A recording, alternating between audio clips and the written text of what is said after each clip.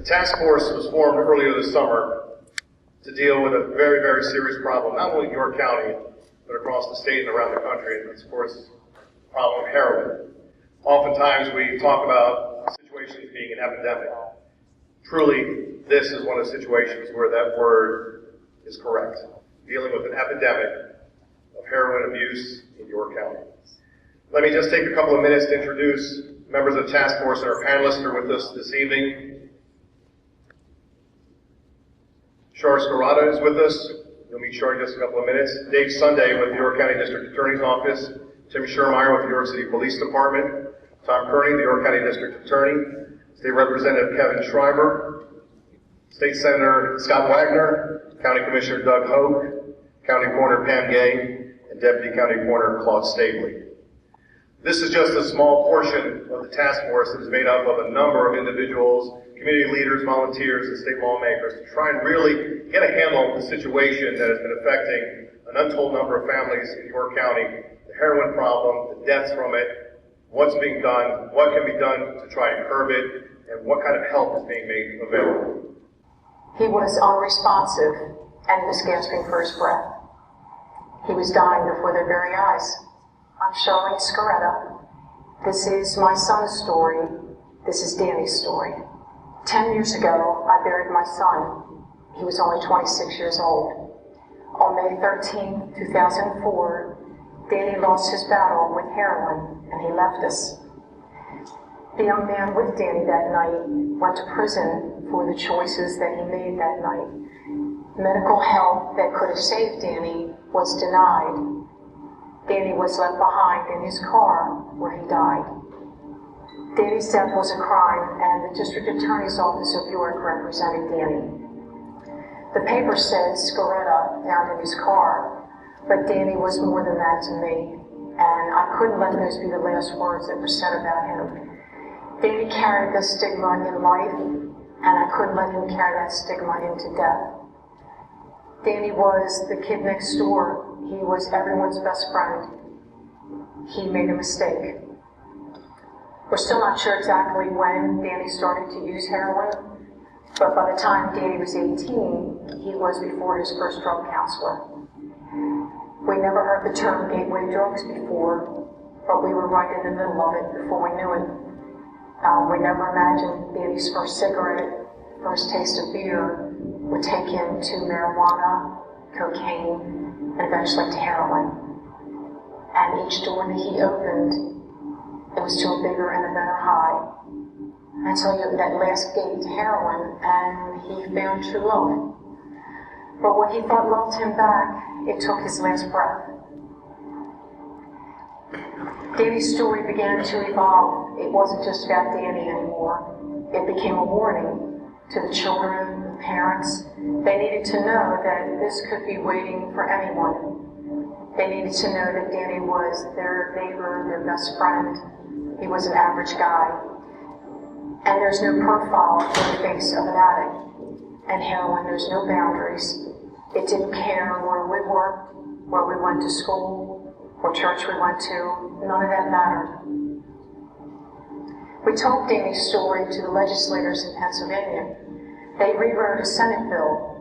If this bill passes, the offense against Danny would be upgraded to a felony of the second degree. So now, if you deny someone medical help and they die, you will be held accountable. My husband and my daughter and I are different people now. We live a different life, as do all those who knew Danny. I miss his face every day, and I will miss his love for the rest of my life. But I will see him again. 10 years ago, the paper said Scaretta found in his car. But he really was more than that. He was everybody's best friend. He was the guy next door. He was your son, your brother, your husband. And I said goodbye to my son long before I should have. Danny made a mistake at a young age, a mistake that he couldn't walk away from. And the night he left us, the mistake he made was he trusted the wrong person with his life. Danny put himself in harm's way by his choices, and I've had to accept that.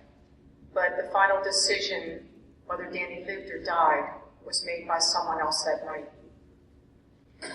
No one walked away untouched. One mother's son went to prison, and my son no longer walks with me. He was 26 years old, and the condition he was in, he couldn't reach in his pocket and get his cell phone. He couldn't drive his car to the hospital. His life was in someone else's hands. Danny would have done anything for me.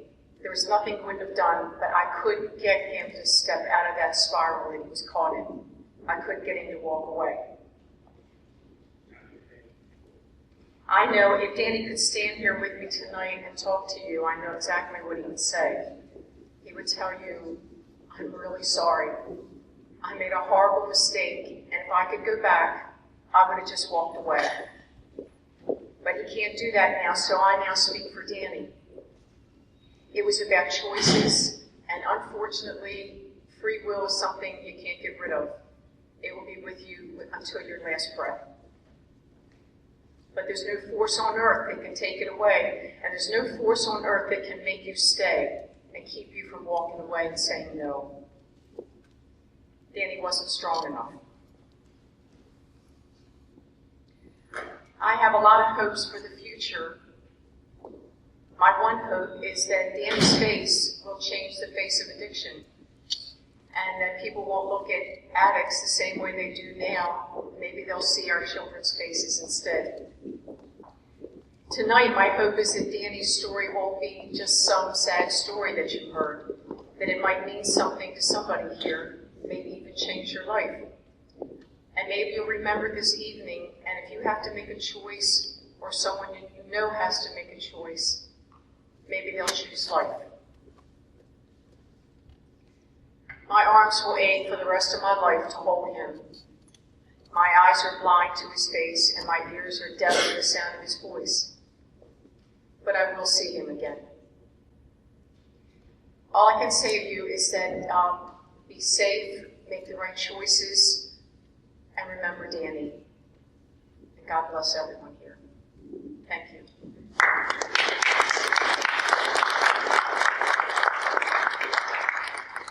Thank you, Shar. And that's part of the reason this task force was put together. There are a number of stories just like that one. Parents who lost children, brothers and sisters who lost each other due to this drug. And Shar, we appreciate your input and your help on this task force as well. Ladies and gentlemen, we're going to do a question and answer session after members Pam Gay and Claude Staley with the county coroner's office are going to do a demonstration, or I should say a PowerPoint presentation to give us more information, better information about the problem that we're dealing with and what's being done to try and get a handle on it. Pam? Thanks, Evan. And we're going to try and get the lights down just a little so that you can see some of the slides a little better. Thank you all for coming out tonight. So we wanted to first address just a few things regarding what heroin is. I know that a lot of you probably already know where it comes from, but we wanted to just go into that real briefly. It does come from morphine, which is actually from the Asian poppy plant. It was actually legal in this country before it was illegal, believe it or not, manufactured by the same people that make your aspirin, Bayer, back in the late 1800s. And what they didn't realize at the time was they were creating a whole generation of addicts.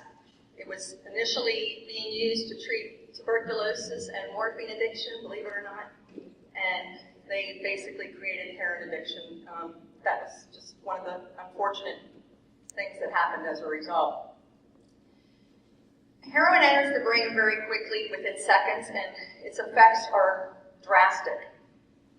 We wanted to try and dispel some of the myths and explain what you can look for, and then what you can do as a community to be involved in perhaps changing this epidemic, we believe an epidemic that's occurring in this county. Heroin, obviously, many of you know that it can be snorted, smoked, injected. It's actually now in pill form. The myth that a lot of young people believe is that not all methods are addictive. And they think a lot of times, especially teenagers, if they smoke or snort it, that they won't become hooked.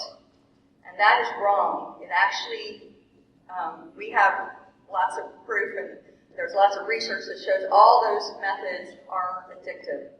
And we've actually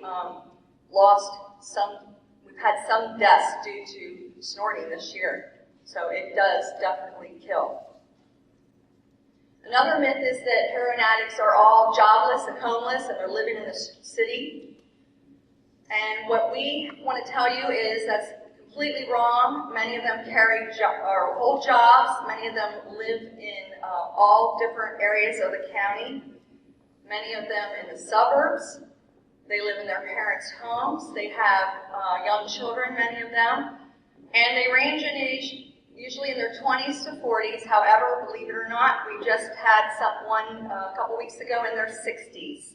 So it is creeping up and it's creeping down, the deaths related to it. This doesn't even count for the heroin use, which is, we can't even measure that. This year alone, we've lost 4 under the age of 20 and 2 that were 17 years of age. So it's our concern, obviously, is that some of the bigger cities we're hearing of younger and younger deaths. So we want to get the message out in the schools, and we're working to try and get that out and educate the youth. So hopefully, if there's anything you can take back, you can talk to your kids and grandkids about this problem from what you hear here tonight. There are a lot of health risks associated with heroin use. Obviously, the main ones are what you think of with most any IV drug, and that would be HIV, AIDS, hepatitis C, all those things that can be transferred as a result of injecting. They share needles. They're dirty needles a lot of times. So those things are very concerning because they can eventually lead to all kinds of organ damage and organ failure. Tolerance develops over time, then they have the issues with addiction, which most people have with any kind of substance addiction, that is the withdrawal. But in heroin, it's such a major physical sickness that, unlike that first time or two where they're using to get high, after they become addicted, they're actually using to stay well. And many of them will tell you that because they're physically sick.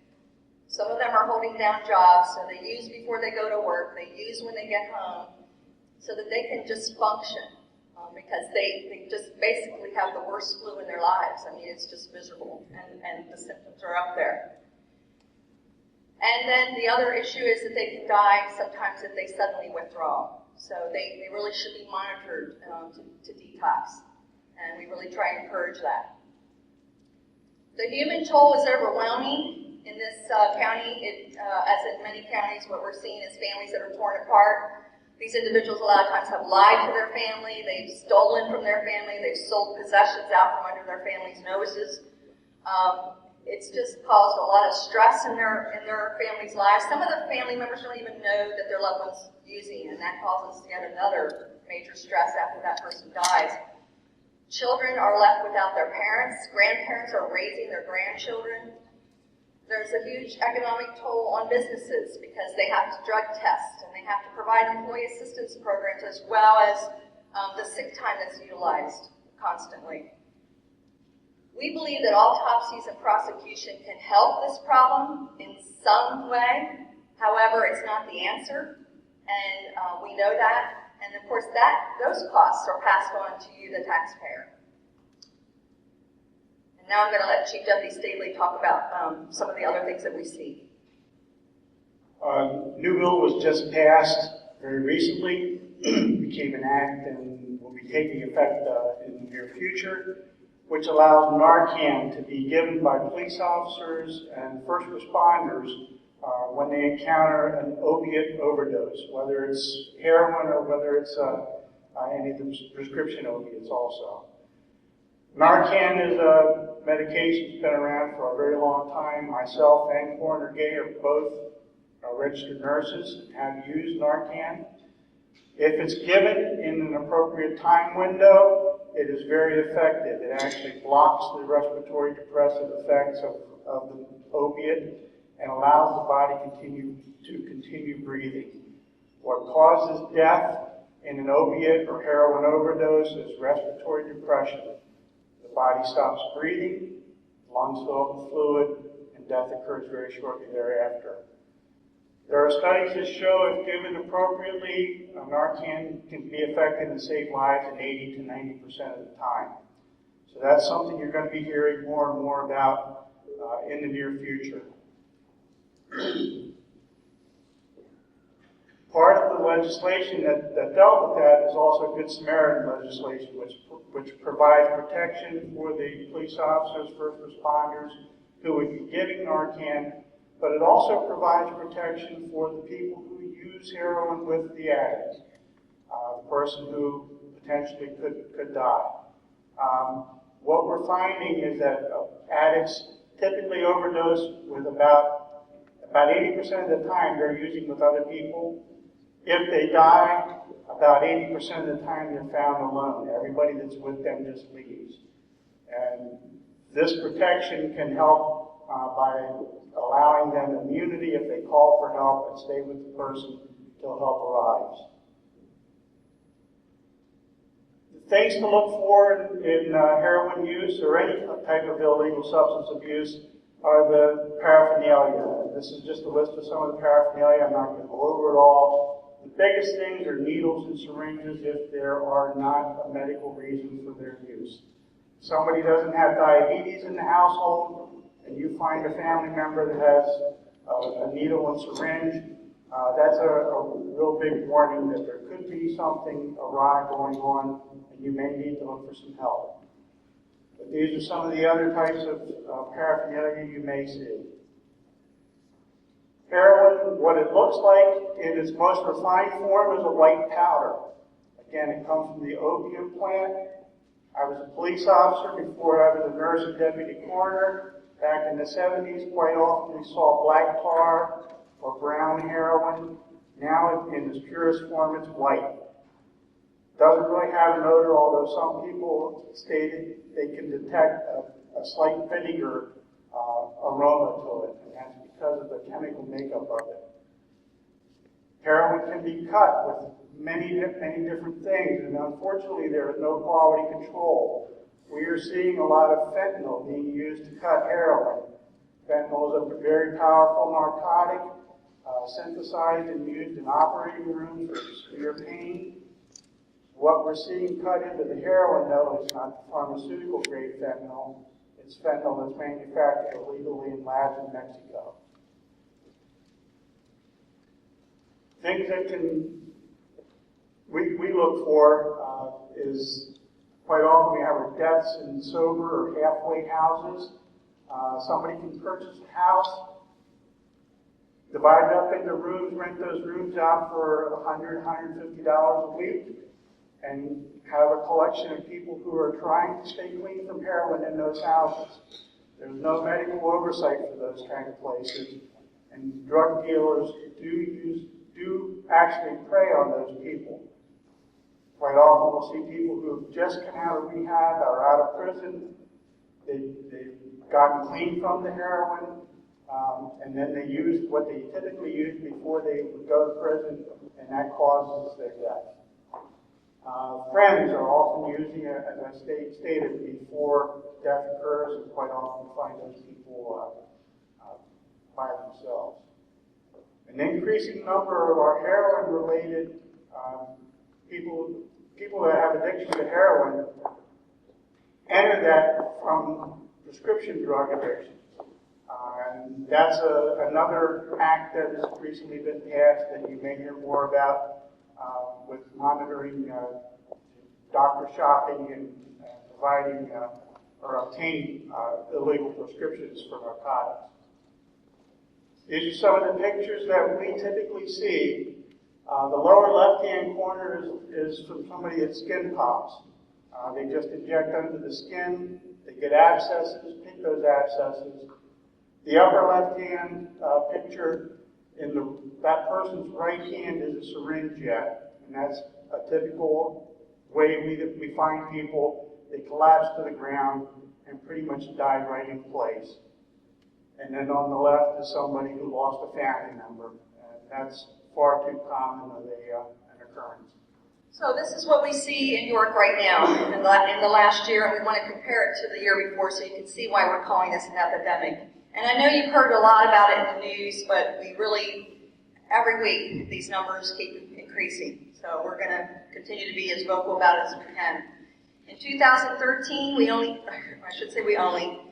compared to now, we had 56 drug-related deaths, which was pretty much in line with what we've had the last few years. That's still pretty bad. However, out of those 56 drug-related deaths, we had 17 known heroin deaths at the time. This year to date, as of today, we now have 87 year-to-date drug-related deaths, making it the #1 cause of traumatic death in York County, which has bypassed suicide, which used to be the #1 cause for the last year or two. And 45 of those are confirmed to be heroin-related, so over half. And we're still waiting on 4 more for toxicology results that we feel pretty confident are going to be heroin-related. So, in our mind, this is an epidemic, just as many counties in Pennsylvania and the Northeast are seeing. As our prescription drug deaths increase, so do the heroin-related deaths. It's directly linked. And there's all kinds of research and statistics that show that. What can you do? While this may sound kind of depressing tonight, what we want you to do, hopefully, is take back some things that you might have learned, and we want you to learn about the proposed legislation. There will continue to be legislation related to this epidemic because it's very much in the news, and there are a lot of states being affected by it. So you're going to continue to hear more and more. So try and stay involved. And there's various websites through the task force and the coroner's office that you can look for more information, updated information regularly, especially the Heroin Task Force website, which we'll give you here in a few minutes, and is actually on your PowerPoint, I believe. We encourage you to, if you have old or unused prescriptions, get rid of them in the drop boxes that are at most police stations, and eventually they're going to also be in hospitals and pharmacies. So please get rid of those prescriptions. Don't wait until just the drug take-back day. You can go into most of the police departments in York County. Many of them have them now. Does the city have a drop box? They do. Okay. So I would encourage you to get those scripts in there and get rid of them, because when they're in your cabinets, believe it or not, people break into homes to get those scripts, or even if you have a party or something, or showing your house you're getting ready to sell, we've heard of how they come in there and they steal those prescriptions. So please get rid of those. Talk to your kids, grandkids, adult children even, because this is where we see it the most, in the adult children. And if you were someone you know has a prescription drug or heroin problem, certainly talk to somebody that you trust. Go to a physician. We're going to put some numbers up here in a minute. We encourage you to seek help. Support and promote community events that raise awareness, such as there are a group of individuals, mothers especially, who've been very involved in this effort, the anti-heroin effort and the rallies. We encourage you to go to those events and get to know and learn more about the problem in York County. And then if you see suspected drug activity, certainly report that to your local police department. I know there's sometimes fear about that, but there are ways that you can remain anonymous, and we really encourage you to do that. And I'm going to just briefly address, there was a handout that hopefully most of you got that goes into the things to look for when somebody first starts using heroin, and then the behavioral changes, as well as the long-term things to look for when somebody's been using for a long time. And rather than address each of those things, like we sometimes do in our longer presentation, we just thought, we'll get that to you in a handout, you can study that, and this video that we're going to show here in a minute actually addresses a lot of those issues. So I'm going to just show that link between the prescription drug problem and heroin addiction. And this actually involves some people from the York County area, so. As a parent, I think most of you are concerned about all these illegal drugs, the heroin, marijuana, the meth, but you need to understand that the legal drugs are just as dangerous. For getting it from your neighbors, your friends, it's not hard at all. If people are taking prescription drugs for non-medical purposes, they are not taking medicine. They're doing drugs. It's easy to start. It's painful to stop. Prescription drugs are a prescription for a reason. If you take too many of a prescription narcotic, you die.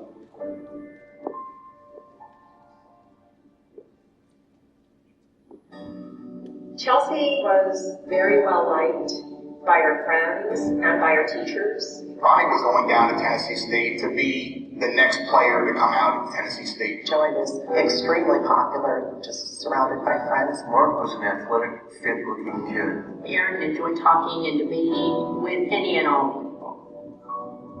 The prescription pain pill problem is a huge epidemic. This is an epidemic. This is an epidemic that has infiltrated our young people. We never had a conversation with Joey about prescription drugs because we truly had no idea that there was any kind of recreational use going on.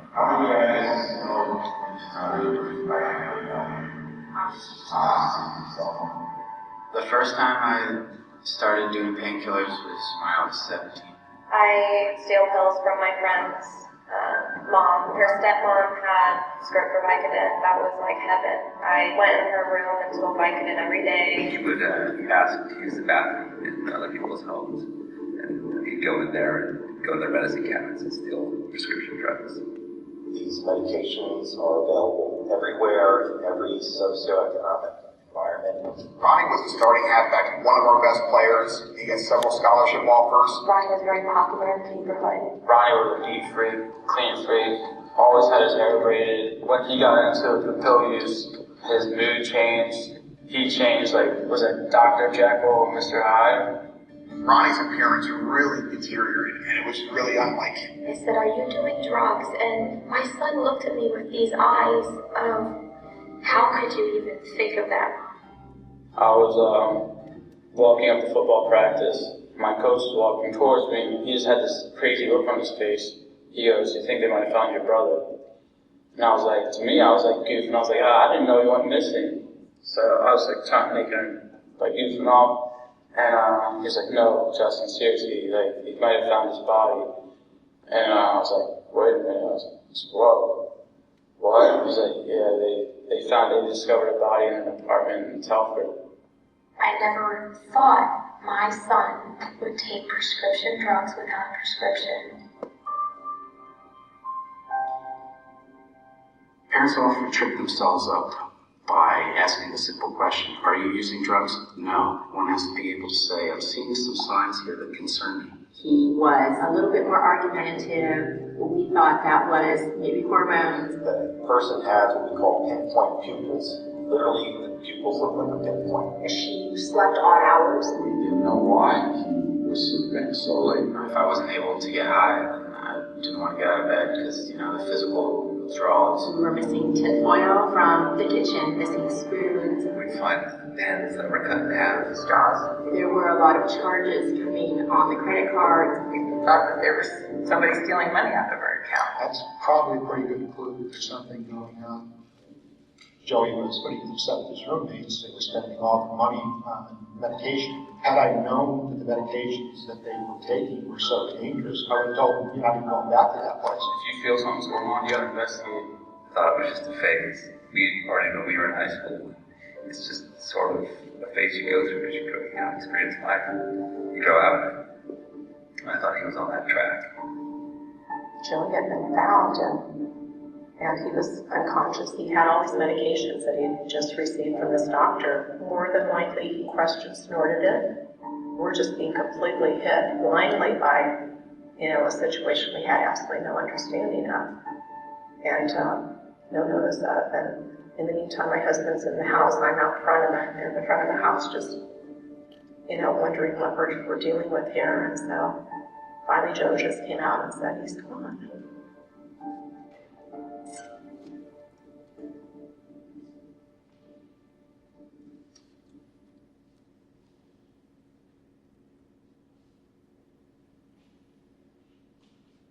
I was downstairs getting ready for work. Cookie told me she would get Mark back.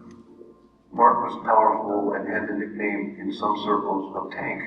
I reminded her that what she had to do was get a cup of water and slide with it and stay out of his way. And she told me it was different. We found a clear plastic bag with loose pills. I'm not sure if he even thought he was doing drugs, and I know that sounds crazy, but it's not like it was heroin or cocaine. We followed the ambulance to the hospital. A few minutes later, someone came in and told us that Mark was dead. We never thought that was a possibility. I had no idea that kids were abusing medicine.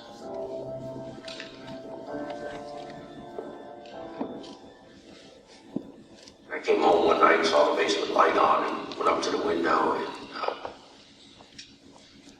my son was crushing and snorting the pills. We would find pills in the shoes, in the jackets that are hanging in the closet, in the pockets. I found some pills hidden under his cushion. They were in socks. I never checked my kid's socks. He took the light switch plate off and put them in there. Look everywhere. Is it an occasion? No. You're doing the right thing as a parent. I would question Chelsea, and she would always assure me that everything is fine and nothing's wrong. Kids don't want to get in trouble, so they're going to tell you exactly what you want to hear. There was always something down deep inside that said to me, something's wrong. You doubt yourself because you wonder if you're making a bigger deal out of something. You know, maybe deep down my parents knew that I was high. You can't always believe your child. Their lies get bigger when they're trying to hide substance abuse.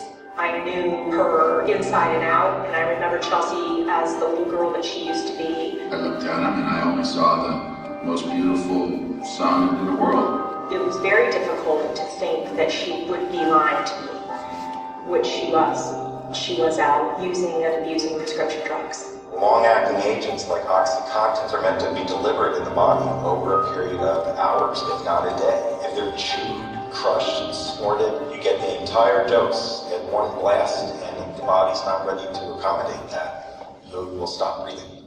We needed to call the police. But what are the neighbors going to think? Put all of that aside and focus on what's important, as difficult as it may be. Families can't get too caught up in the idea that, there may be an arrest, charge of my son or daughter, they could be in jail, they could be in the morgue. The law saved my life. If my mom hadn't called the cops on me, I don't know where I would be right now. It was the most difficult thing to do, to call the police on your own child. It was horrible. I have gone from putting importance on things like what college are you going to get into, to just celebrating the fact that she's alive today. She's doing very well. She's clean and sober. She's productive. She's sweet. And I have her back, and I'm thankful. And it's wonderful. Aaron had spent the night at a friend's, and they found him blue and non-responsive. They took him to a local hospital. He was using Vicodin, which we found out through his toxicology, what was in his blood system. I witnessed him have 2 heart attacks in ICU. He had staph, he had pneumonia, he went through seizures. The doctor was explaining to us that he was going to die. We held his hands on each side, and we started crying, and he just laid there. People use the medications in an abusive way, not knowing what the full consequences are, and somebody ends up here. Within 24 hours, Aaron had opened his eyes.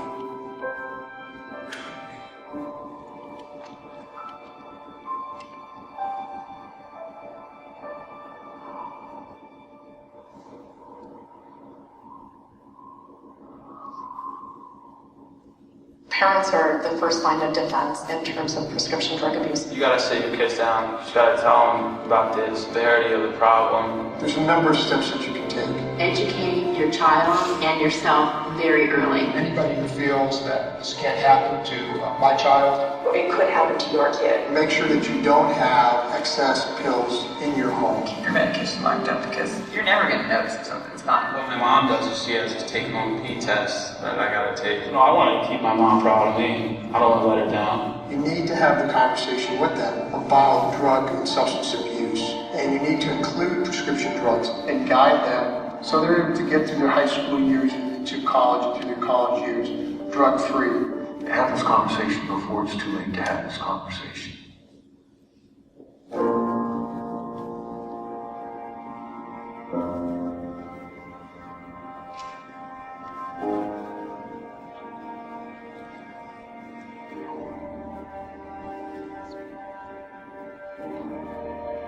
I would venture to guess that if I asked the folks up here in this panel that if they rewind in their minds 10, 15 years ago, would any of them imagine that they'd be on a heroin task force in 2014? And I would imagine most of them would say no. So the reality is, it's such a problem, and that these folks have recognized it, and are still very much, the task force is still very much in the learning process. And we met about a month ago, and what was interesting that night is that Coroner Gay had printed up a graphic that was sitting on an easel inside the York County Technology Center, talking about the number of heroin deaths that had happened to that date. It was outdated the day it was needed. Literally had to put an X in it and change the number that day. And that was a month ago. And I think by latest count, Pam, 10 since last month, possibly a dozen or so in a month's time. Fatalities just in York County.